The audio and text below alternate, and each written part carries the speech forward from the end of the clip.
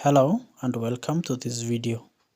Today we are going to look at the laws of indices. Primarily, there are three laws of indices, namely the law of multiplication, the law of division, and the law of double powers. We also have other parts like the negative index, the fractional index, the zero index, which we are going to look at later. Let's also remember that when we are given a number raised to a certain power, a raised to power n, a shall be called the base, while the n shall be called the index or the power to which that number has been raised. 2 raised to power 3 gives us 2 as the base and 3 as the power or the index here.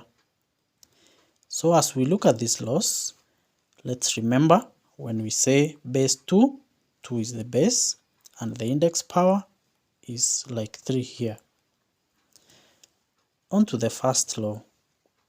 The first law, that is the law of multiplication, states that when you're given a number a raised to power m multiplied by a raised to power n, we call it the law of multiplication because the two numbers are separated by a multiplication sign.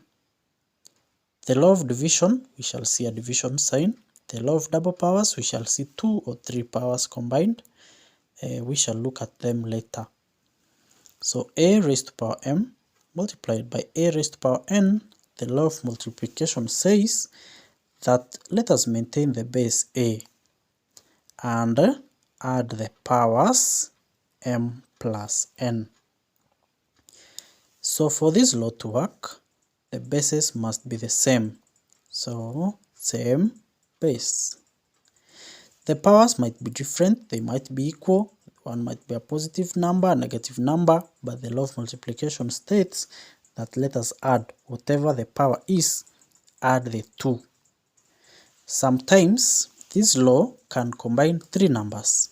For example, 2 multiplied by 2 multiplied by 2 raised to power 3 multiplied by another 2 raised to power maybe 4.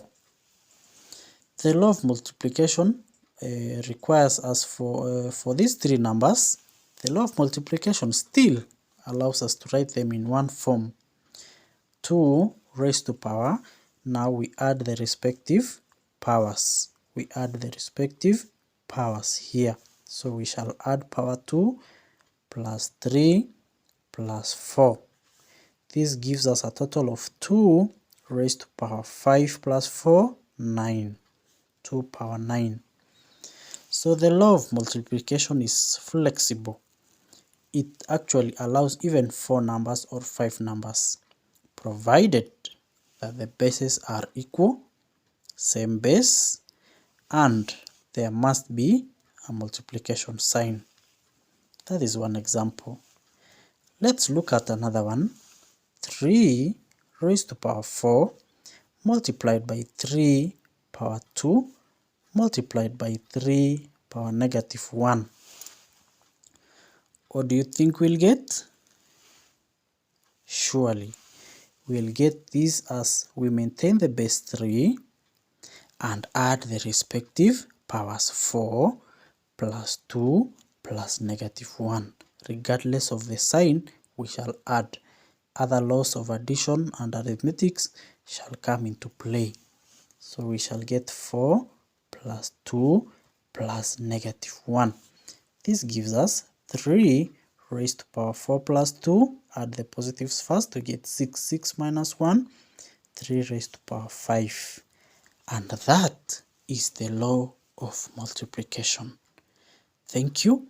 Kindly subscribe to my channel to watch this and more, and have a great time.